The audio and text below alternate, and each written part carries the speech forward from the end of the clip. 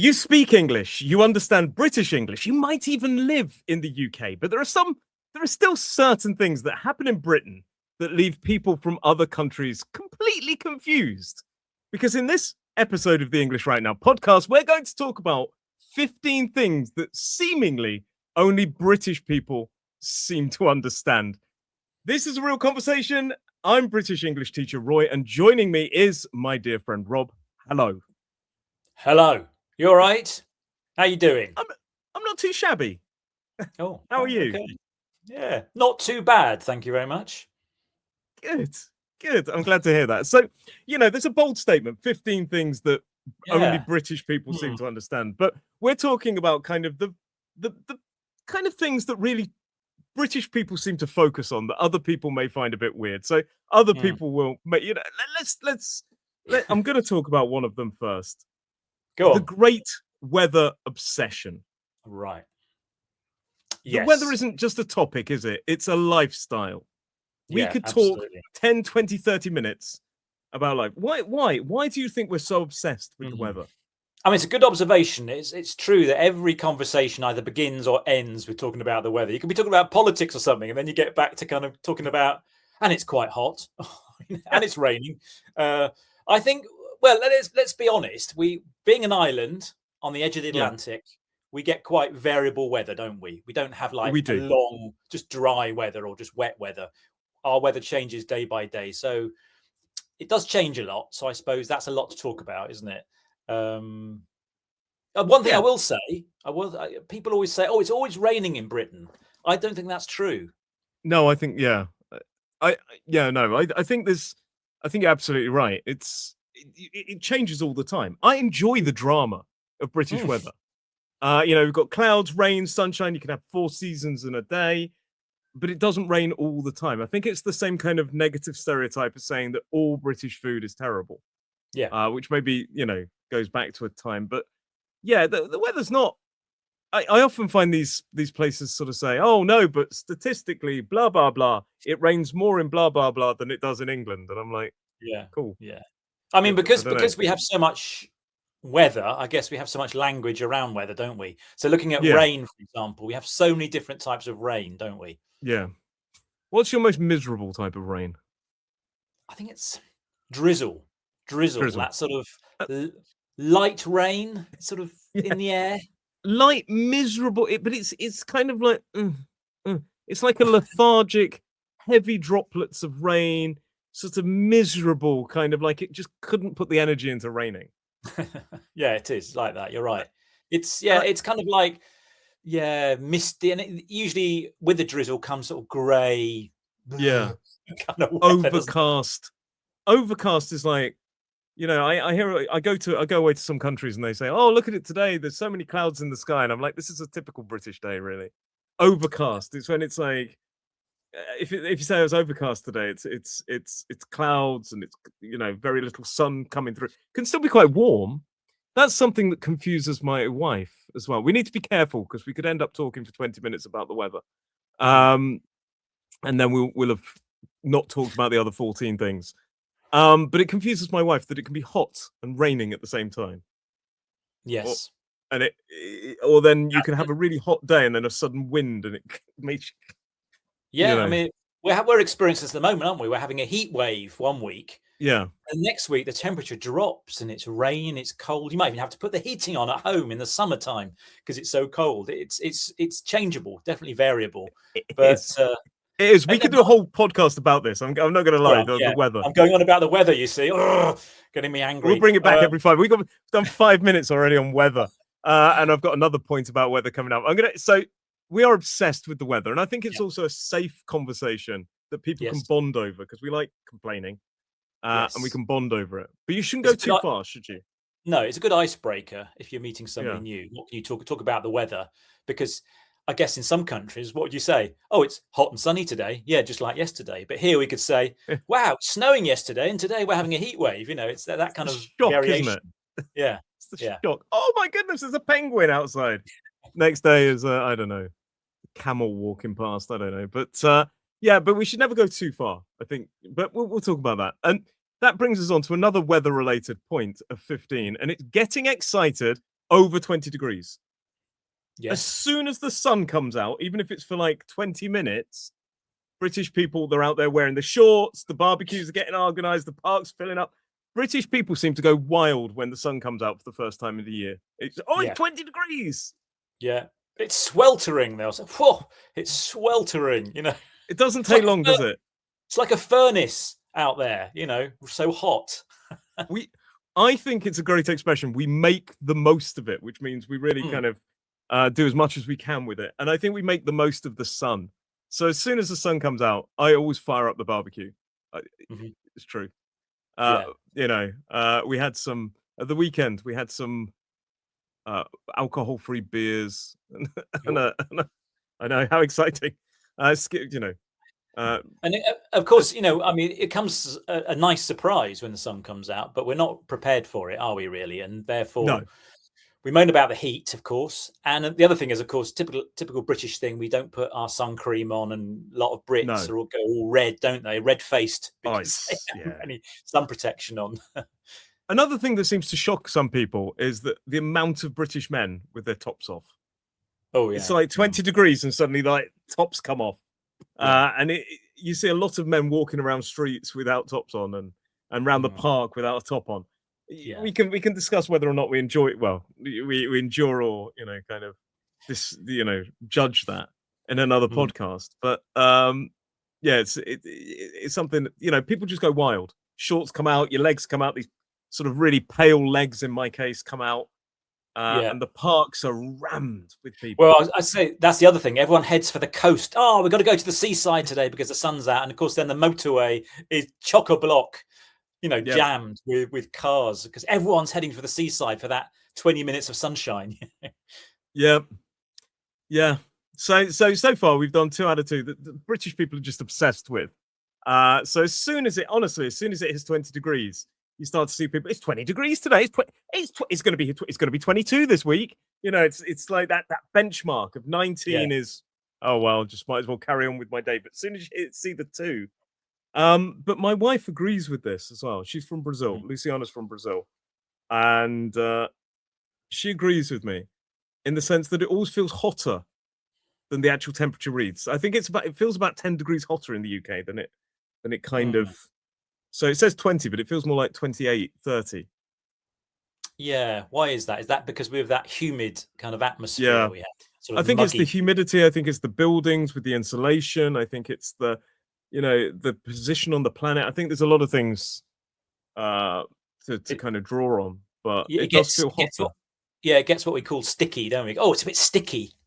As in, you know, the clothes stick to you because you're starting to sweat, that sort of thing. And that's when we start to moan, which is endless Yes. complaining of, we go through this. Oh, it's 20 degrees. Oh, it's 22. It's Yeah, I horrible. know. I hate it. All that anticipation, excitement about the sun coming out, and then once it's out, it's kind of too Yeah. sticky, you know. Still can't wait for it to rain. It needs to rain. Never Never happy. happy.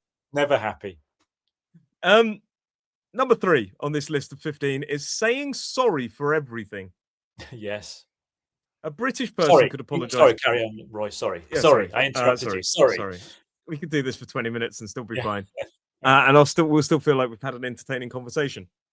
You step on somebody's foot and they may apologize to you. You bump into a Mm. person, they may apologize to you. Everything is like, oh, sorry, sorry. It's a versatile word, isn't it? Yeah, it is. Very. It doesn't just mean apologies. No, It's got a lot of uses. that's right. That's right. It's kind of like if somebody said something to you, you don't hear them properly. You don't Sorry? say, could you say that again? Yeah, you say sorry, as in Yeah. didn't hear Oh, you. is Could that you a repeat genuine apology, or is it just saying like, that? oh, is it all my fault? Yeah, no, it's not really. It's like, I find it quite funny when people introduce themselves, like they're No. Mm. apologizing for themselves. Oh, sorry, I'm Roy. Yes. I find that really entertaining. Yeah. Yeah, I know. Sorry, I better go. Yeah. What are you It's sorry it's for? like it's a kind of sort of this word we use to kind of cover over the cracks of certain situations, isn't it? I need to Mm. leave. I'm hating this conversation. Sorry, I've got to go. Yeah. But you're not It's sorry at it's all. kind of a word that like pay attention, something's about to happen. Yeah. Sometimes. Sorry, Yeah. sorry, I've got to get back to work. And it's kind of a polite way of exiting in certain ways as well. It's a weird word. We're not It is. apologizing. I think this is a stereotype. Well, I mean, when was the last time you actually used sorry in its genuine sense when you apologize? I Have you did actually said apologize the sorry? other day. I love the fact I remember the exact time I apologized the other day. I think it was. Didn't I apologize to you for not replying quickly enough? And I did feel sorry because I was like, Yes, "Oh, yes, you sorry, did I am say sorry." sorry. Yeah. But Haven't but then been. I immediately backed it up with sorry, but my life has been hectic. And then you Yeah, went, "Oh, sorry to hear that." Or something. It's an endless sorry. yeah. No, sometimes I apologize. I have no problem apologizing. But I feel like sometimes, even if you bump into me and I say sorry, I'm not apologizing. I'm sort of No, demanding a sorry from you. that's right. It's a kind of a reversal, really, isn't it? You're really saying you're sorry, mate, Yeah, for doing that, but I'm saying sorry on your behalf. yeah. I It's a so weird one. yeah. Where did it come from? How did this develop? Why is it so British? I don't know. I Swiss, you're don't know. right. I think it's down to etiquette and kind of Mm, a politeness strategy of exiting conversations to not impose on the other person. I think there's a lot to say about it. I think it all comes to respecting the kind of balance of conversation and kind of hoping problems go away. Because we're not very conflict. We don't like no, that's it. conflict. We're trying to avoid a conflict, aren't we? A sort of Yeah. We're trying to Sorry, soften the we've got to move on to number 4. Yeah. Sorry. Oh, Uh, okay. hey, it's fine. And that is the queue. Queuing is Yes. sacred. I think the queuing is so sacred, and the queue must be respected to the point we have our own word for it. Queue. And it's Mm, like to queue, it could be a queue. The Americans use the word line. mm. And it doesn't matter if it's raining, cold, it's moving slowly, we stand in that line. We Yeah. stand in a queue. It is Good. Quite right sacred. too. Quite right too. Because it's so annoying if you go somewhere else and people are just all scrabbling around the doorway trying to get in. You know. Yeah. Yeah, I mean it's common courtesy, isn't it? First of all, you're not going to bump into people if you are waiting, Yeah. and it's also a sense of fairness, I think. Yeah. Wait your turn. You know. That's Yeah, right. it shows the kind of thing, and we're really passionate about this. How do you feel if you're in a queue and I cut in front of you? Oh, seething, seething. God, Sort of. straight But to this, seething. No, well, this is another British thing, isn't it? I'll be seething under my breath. I'll be, oh, that yeah, like man. this kind of. I think it's But the only time we do have conflict, really. yeah, Is but if to you your push face, in. I wouldn't say you're pushing in. I'll just, look angry, tut at the person I behind me. I did say to somebody the other day because they pushed in, Yeah. and I did actually tell them they'd pushed in. But I Mhm. did it in a very British way. I said, "Oh, sorry, there's a queue." Yes. There's that sorry word. Yeah. Yeah. And the guy went, "Oh, sorry, I didn't realize." "Oh, no, sorry, sorry, yeah, yeah." And I think we're giving people the chance to do the right thing. That's one Yes. thing, with queuing. Yeah, it's sacred. I think, yeah, no, I think there's possibly a prison sentence for no, there's not. But, one No. interesting fact, the word queue is the letter Q with other letters that are silent standing Mm. in a line behind it. That's very good. Yes, that's true. Good point. Yeah. No, we do like to queue, and of course, the interesting thing is if you see a queue, people have a habit of joining a queue just to see what they're queuing for. Yeah, I swear you could organize random queues and people would just join it for Mm. fun. Yeah. Um, and people, and the thing is, by the end of it, I mean, it's like a social experiment. By the end of it, people will be going, "Do you know what the queue's for?" No, I don't. I don't. You just keep standing there. But yeah. No, Um, it's quite okay. right. Point number Mm. 5. You're right. Is not a question, not a real question. Not really. It's not a medical question for sure. You're Mm. right. It's like, hello. Yes. You're right. Yeah. This sort of derails quite a few few learners. They get really confused. You're right is just a hello. Yes. The correct response to you're right is Yeah. You're right. Say it you're right. back. You're right. You're You're right. right. You're right. It's like hello, hello. You're right. You're right. Or you could get away with you're right. Yeah. You. Yeah. We don't want detailed explanations No, of your emotional state. I don't want your How full would you medical feel? history. Well, actually, no, don't list Well, everything. actually, I had a really rough weekend. Yeah. You'd be like, What's going on?" No. I have had this experience where I've said to somebody, "Oh, you're right. You're right," and then they've, "No, not really," and I was dumbfounded. I had no idea Mm, what to say. I was like, yeah. "Oh, okay." Yeah. No, it's an informal greeting, and that's as far as it should go, really. Yeah, You're yeah, right, which is kind of I agree. an abbreviation of "Are you all right?" But you're Yeah, right. which is technically a Yeah, question. I think it if is a we word question. it and really emphasize, "Are you okay? Are you all right?" then it's a genuine question. But "You're right," it's just not a genuine question. It's not a question. It's no more genuine than sorry half the time. Mm. I mean, So, sometimes yeah. it's even shorter. Some people go, "Right," and not even the Uh, "Are you all right?" All right, right, I've right. heard it even shorter, like, with the kids, like, So what's that? It's just a noise. It's like a sheep in distress. But anyway, Yeah, hey, what are more you drinking informal right than going now? up and going, "Hello, good afternoon." It's That's pretty a little weird, too isn't it? formal. Are Yeah. you well? What are you drinking right now? Mm. What What are am I you drinking? Tea. Yeah, tea? Point number 6, making tea is a solution to everything. Bad absolutely. day, cup of tea. Good news, cup of tea. Unexpected visitor, a cup of tea. Mhm. National crisis, probably a cup of tea. Yeah. Cuppa. That's that word, isn't it? With slang word we use. Cuppa means cup of tea. How often do you Indeed. drink cups of tea? All day long, to be honest. I start with a cup of tea. I do mix it with Yeah. a bit of coffee every now and again, but then, after lunchtime, don't want too much strong caffeine, so back onto tea again. Maybe a cup of tea before bed, you know. I read somewhere there's more caffeine in tea than there is in coffee, apparently. It's not as concentrated, I don't think. In coffee you get a really Oh, okay. concentrated. That's what it is. But yes, there is. Yeah. But yeah, I tea all the time, and what I don't know about you, Roy, but as soon as I get home, the first thing I do is I put the kettle on, even when I'm not particularly thirsty. It's just habit. Get in, put the kettle on, have a cup of tea. What milk do you use with your tea? Oh, I'm the red topped milk carton, so that is Is that my skimmed semi-skimmed? milk. Skimmed, Skimmed. skimmed, no fat, no Skimmed. Skimmed is red, green is semi-skimmed, and blue is full fat, isn't it? full fat. Yeah, Yeah. Depending on the level of fat you want in your milk. So but no sugar, you're a light, no sugar. no sugar. Gosh, sweet enough, aren't you? What would you describe a cup of tea as? Have you ever been to another country where have you seen, but this is a good point actually. Have you seen how many people are complaining about the lack of cups of tea in America at the moment? No, Because everybody's out really. there for the World Cup and you've got these British people going, can't get a decent cup of tea anywhere.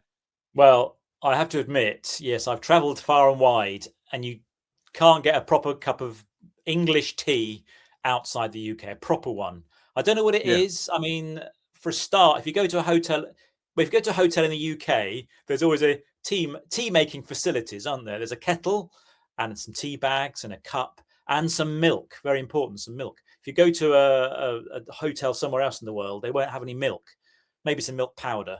So that's not good. yeah, And I also find tea bags abroad are weaker, not as strong as a British cup of tea or English cup of tea. nice. Yeah, but But that, apparently they're all moaning about. It. They're all moaning about. I brought my own bags. yes, that's one Bring thing I your did own bags. on holiday. We still take our own tea bags. Yes. Nice, nice. Okay, point number 7. This is a very Okay. British thing, and it makes my skin crawl. Um, when somebody says something and you automatically say "you too," but it's a Mhm. completely inappropriate, or you say, "Oh, cheers, you too." Cheers is a Mm, way of saying thank you in British mm. uh, English. If somebody says, "Oh, you go to a restaurant," and the waitress goes or the waiter goes, "Oh, enjoy your meal," and you go, "Oh, thanks, you too." Oh, oh, why? Why? It's like the worst thing ever. Good luck with the job. Oh, you too. Congrats on getting the job. Oh, you too. Oh my gosh. Yeah, no, no, I had I'm a guilty. person come to sell something at my door. Thanks for your time. And I went, "Oh, you too."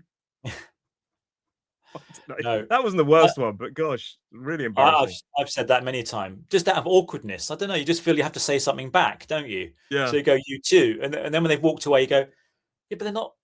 That's not right." It's not the right. It's not what they were saying. Yeah, Or, yeah. So, first day at work. Have a great day. Yeah, you too. you too. But we're trying to Good be luck. polite. We're trying to be Yeah, we friendly. are. But why don't we just say thanks? Mm, Why don't we have to? Why do we have to? Yeah, I think it's about batting it back and making it about the other person as well. But for some reason, sometimes it shows we're not concentrating really. yeah. That it's kind of almost, yeah, extra, just a little bit of You don't want to take the conversation that's not compliment, do really you? deep, is it? You don't want to take. I say you don't want to take the compliment. That's what it is. That's British awkwardness Maybe. again, isn't it? You don't want to go, oh, thanks. Yes, I'm going to be really good, or I'm really going to enjoy my meal. So you feel you want to push that. I say that compliment back. So you go, you too. Yeah. But then you So, realize that doesn't make sense. I dwell on it for hours after I've said Mm, something like that. yeah. It's awful. Say hello, say hello to you. Oh dear. No. Oh, my wife's pregnant, and somebody said something like, "Oh, congratulations!" I went, "Oh, thanks." You too. Sometimes you have to just bail out. Don't you? Thanks. Yeah. You can't get into the Hugh Yeah. Grant moment, really. But yeah. So, excuse me. You Number too. 8 is the last biscuit dilemma. Oh, The final biscuit on a plate can sit there untouched for 10, 15, 20 minutes because nobody wants to appear greedy. correct. Good. Yes, that's the same with things like sandwiches as well. If there's the last sandwich on a plate or something, it sits there. It is like the elephant in the room. Yeah. This biscuit sits there and everybody's eyeing it up.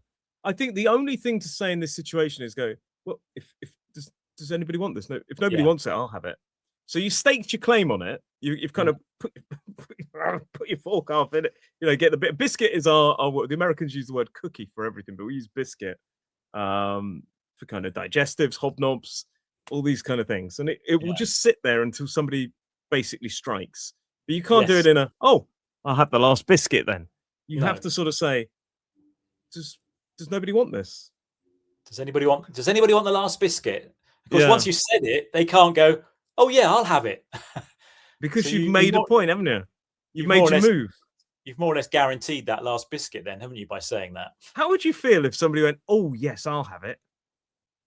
You'd be Well, so annoyed, awkward. wouldn't you? Yeah. Yeah. I'd Because say, no, it's it's an unwritten mine. rule that I've just staked my claim. Then you have a fight over it. You're like that. Crumbs everywhere. Slapping the wrists away. God. Yeah, we only fight during biscuits and cues, apparently. But yeah, that's a very British thing, isn't it? Yes. Number 9, the universal meaning of interesting, not really meaning interesting. When a British Mm, person says that's interesting, it could mean I disagree, I hate it, I'm confused, please stop talking. It could genuinely mean I'm interested, but yeah. more likely than not, we sort of show interest, not say it. It's a weird word, isn't it? Interesting. Yeah.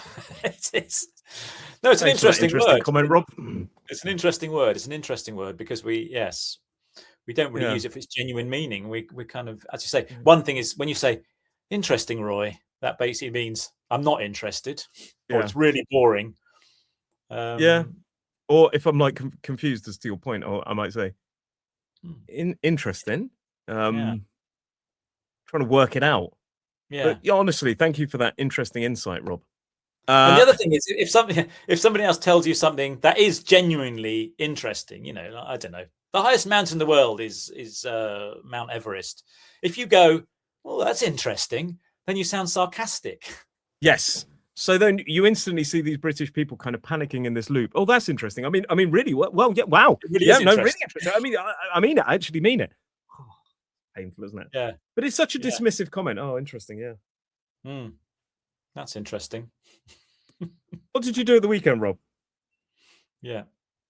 That's Did some interesting. gardening. So number 10. No. It is a kind of universal word. It's more about tone than it is about the word. Yes. You need How to you look at the deliver person's that word. expressions. Yeah. Do they look interested? Do they sound interested? Don't just look at the word, because I could say waffles and it shows more interest than the word, bananas. Yeah. Bananas. So definitely, yes, it has many meanings. So use that word wisely. Yeah. Interesting. So number 10, sorry. Number 10, talking about journeys. We love a chat about journeys. If we're not talking Yes. about weather, we're talking about traffic, train, parking, or roadworks. Mm. Sometimes for even longer than the event itself. Oh, the traffic was terrible this morning. You know, and we love a moan. Yeah.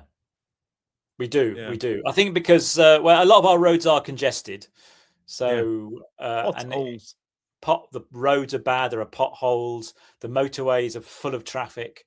So we always got that problem. But again, a bit like the weather, it's unpredictable, isn't it? Because Yeah. one day you might get stuck on the motorway and you like to moan about it. Another day, the motorway's clear and your journey's really quick, and you go, "Wouldn't believe it! I made it from here to London in half an hour." You know, and you have a chat about, "Oh, but I usually come off at junction 4 because it's quicker if you come off at junction." You know, you go into the I detail. always love it when British people watch these kind of travel shows or kind of documentaries on the transport infrastructure of another country. And they'll watch something like, "Oh, this train can travel through 7 feet of snow." And we go, 7 feet of snow? 7 feet of snow? Bloody hell. British trains, leaves on the line and the service cancelled. And it triggers them. Triggers them talking about how crap the service is. Or even bridges being built in certain countries. "Oh, this bridge was built in 2 days." 2 days? It's taken 16 years to build one bridge. Yeah. We do like to moan. We like to moan about the trains, and I think a bit unfairly actually, because I do think the railway system's improved over the years. It had a very bad reputation years Well, ago. it couldn't get any However, worse, could it? but it's built into us to moan about it. You know, It is. as soon as I something love the goes wrong, trains. oh, typical. You know, the train. Oh, it's the trains. You know. Well, ironically enough, number 11, the next point is going to be about that. But talking about journeys in specific, doesn't have to be just moaning though. Sometimes we just have a discussion about it. "Oh, did you know there's temporary traffic lights? Luckily, I didn't have to go that way."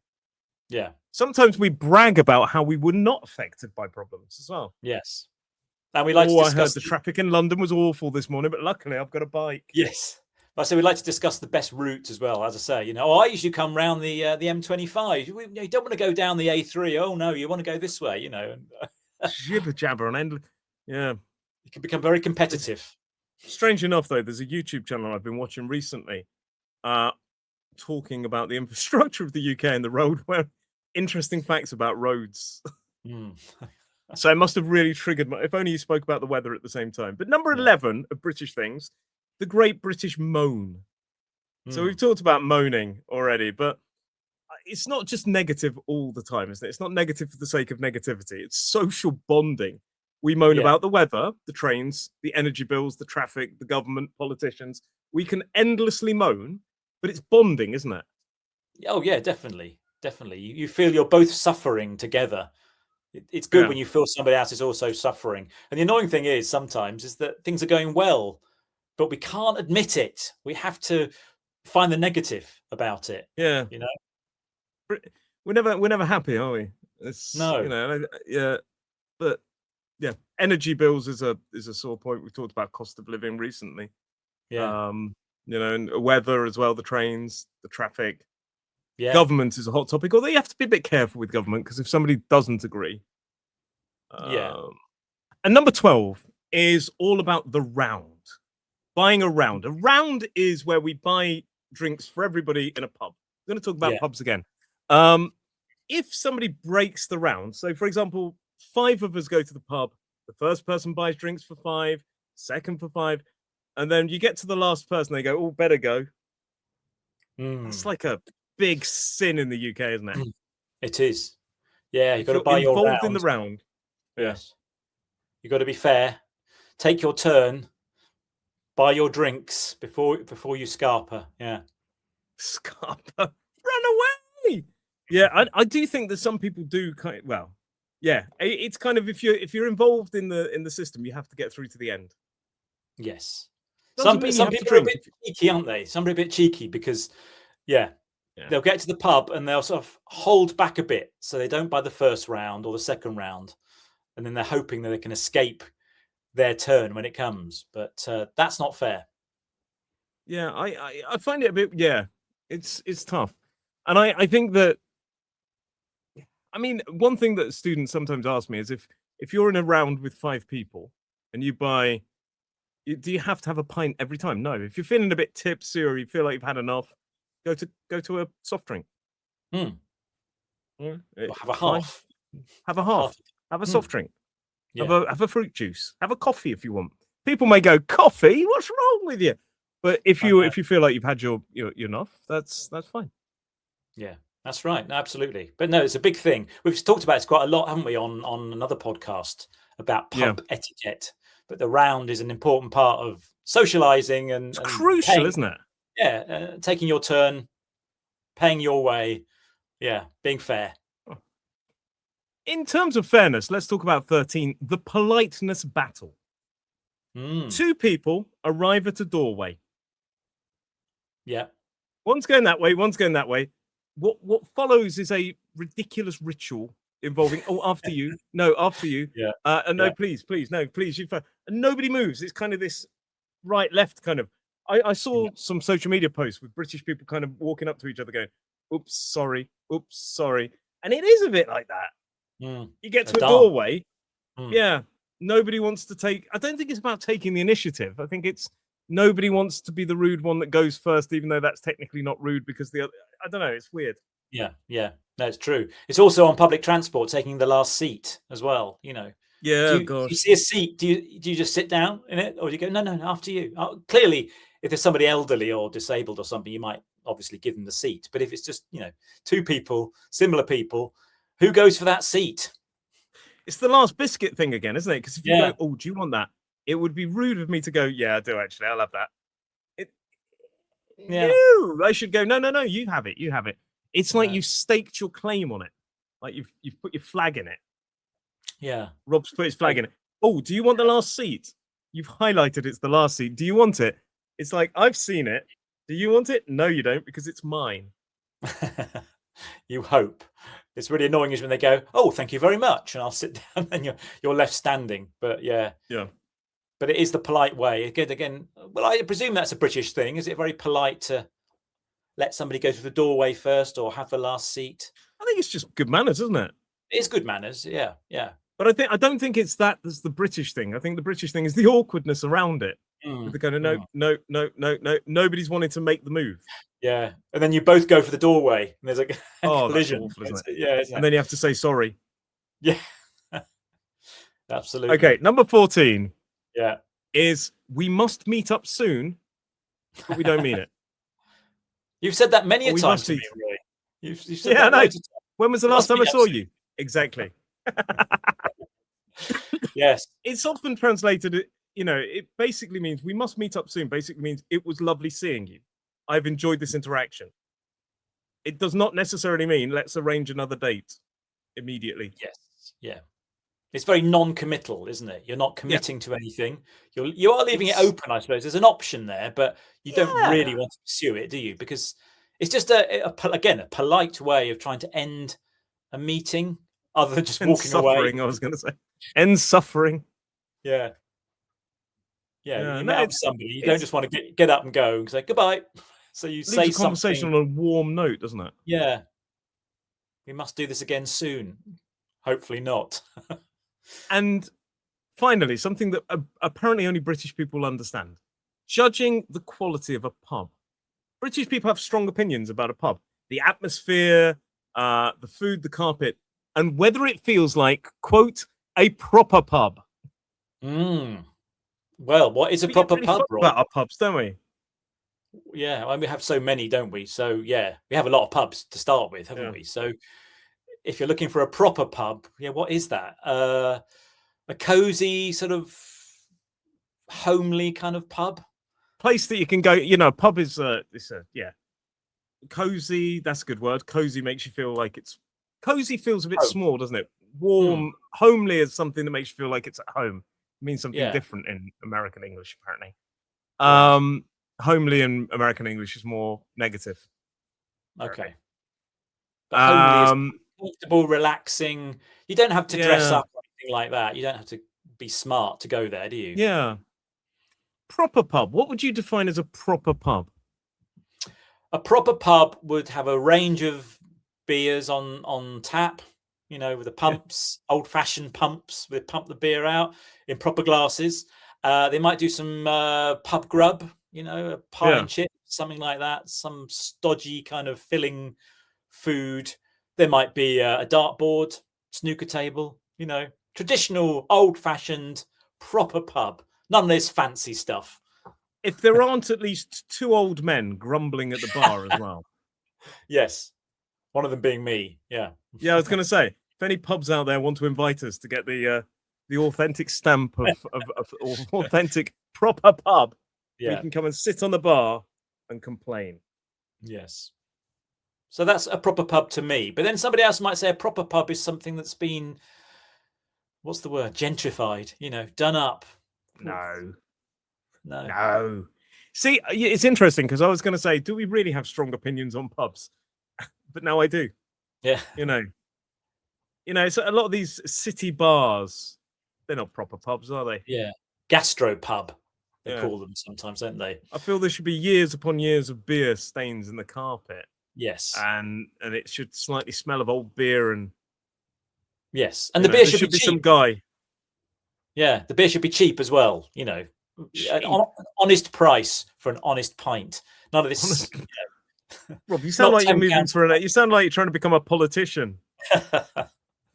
Honest pints, honest price for an honest pint. The only way you're going to get an honest price for an honest pint is with the time machine, Rob. Yes. Get your DeLorean out. We'll go back to 1989. What is it? The good old days. Back to 1985, wasn't it? I'll say that's something else, just to an aside. But yeah, the Brits like to reminisce about the good old days. We do. Yeah. We do. Like we did in a previous podcast. Oh, that was a good podcast. Yeah. We're always looking back. On that note, you can let us know any other stereotypes that British people really trigger British people. And if you want to support this podcast, please do feel free to buy us a cup of tea. It covers every crisis, every moment in our lives. A cup of tea will help. But Rob, thank you very much for joining me today. And thank you for listening to us out there. It's been a pleasure, Rob. It has been a pleasure. And look, sun's out. Too hot. Sun's out, fun's out. Oh. I'm getting the shorts. Where are my shorts? No. It'll be raining soon. Well, if my legs come out, they'll see my legs and the rain will cry and the skies will cry. But yeah, thank you, Rob. I'll see you next time. See you next time. Bye, everyone. Bye.